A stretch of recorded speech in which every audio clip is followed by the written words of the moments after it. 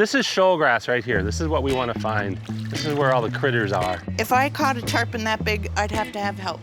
It would be like pulling in a man. The tarpon is a big draw. A lot of people see it on TV and they think, man, one of these days I'd like to tangle with one of those. Hi, I'm Zak Martellucci, and I am the operations manager for courses at Atlas Obscura, and I'm here in Southwest Florida in Port Charlotte to try my hand at some tarpon fishing. Life here in Charlotte County is all connected to some type of water. I moved here 9 years ago to fish and garden and have loved every minute of it. It's paradise. Charlotte Harbor is a pretty shallow water system, so you're going to see a lot more vibrancy, a lot of smaller organisms really kind of populating that area. So there's a whole lot to see just a few steps offshore.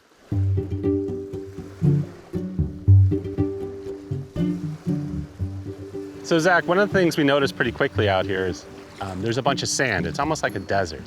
And then you come to the seagrass beds, and they're kind of the oasis. That's where all of the critters are. Oh, I've got something. He's a pipefish. So basically what he is he's a long, skinny seahorse. This is a big hermit crab. Whoa. One of the reasons why we don't take shells off the beach, because somebody wants that for a home.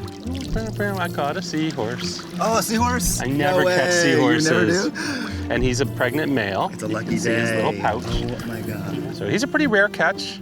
That little prehensile tail is designed perfectly to hang on to seagrass beds. What would happen if we lost the seagrass?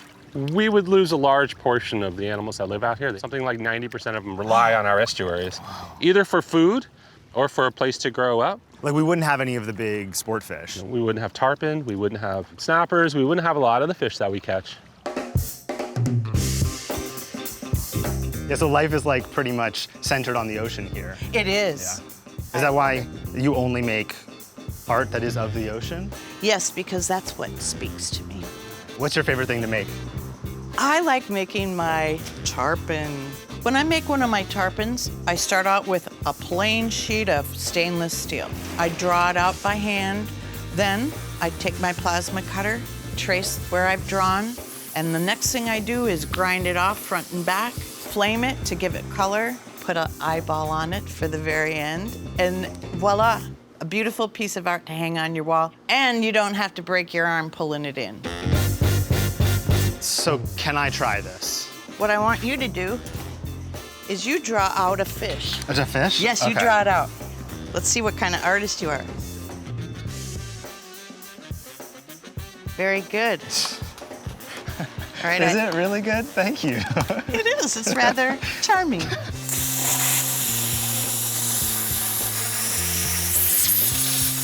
Ooh, he's a big-eyed fish.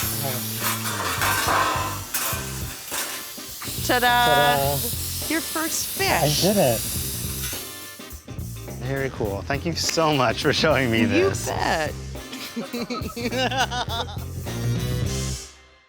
How's it going? Good, how you doing? I'm Zach. Good to meet you, Nice Zach. to meet you, Jay. In my former life, I was a diamond dealer and jewelry designer, and somehow I convinced my wife to move to Florida so I can be a fishing guide. Let's see if we can find some of those big silver kings. We chose Charlotte Harbor on the Atlas, back when we used the Atlas, right? And I just wanted to live in an area that's kind of quiet, hometown feel, and had lots of water to fish. When's like peak tarpon season? The peak part of the season is that, call it April 15th to, late June, early July. Boca Grande Pass is the deepest natural channel on the west coast of Florida. Oh, wow. And there's so much food that comes through there like a conveyor belt. Yeah. And the tarpon know it. There's a tournament coming up. Yeah.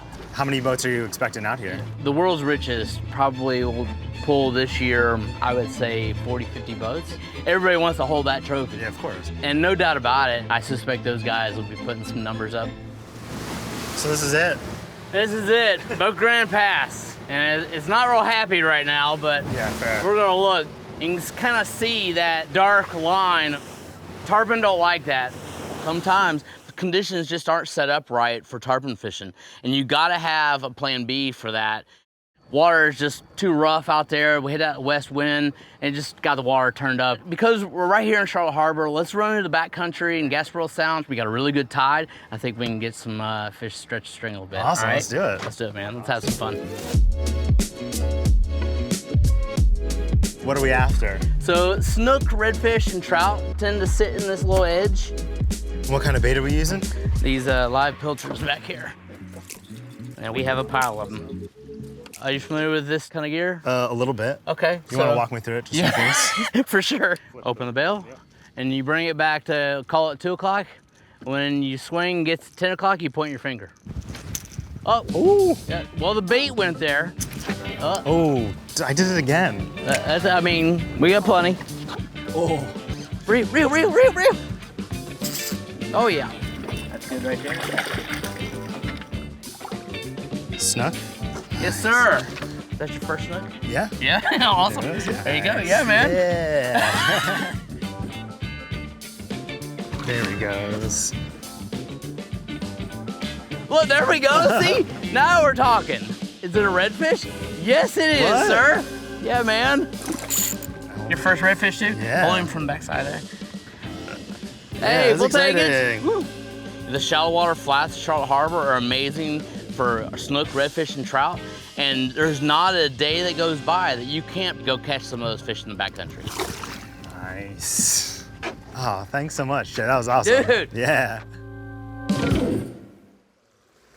So I came down here to try my hand at tarpon fishing, and unfortunately I didn't get to actually catch any tarpon, which is a big bummer, but I did get to meet some really incredible people. I got to see this beautiful ecosystem.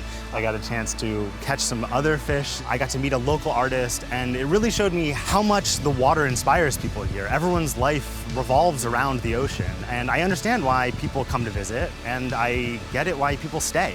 I didn't get to see any tarpon, at least any real tarpon this time, but I do get to go home with my very own Silver King, and I know for sure I will definitely be coming back.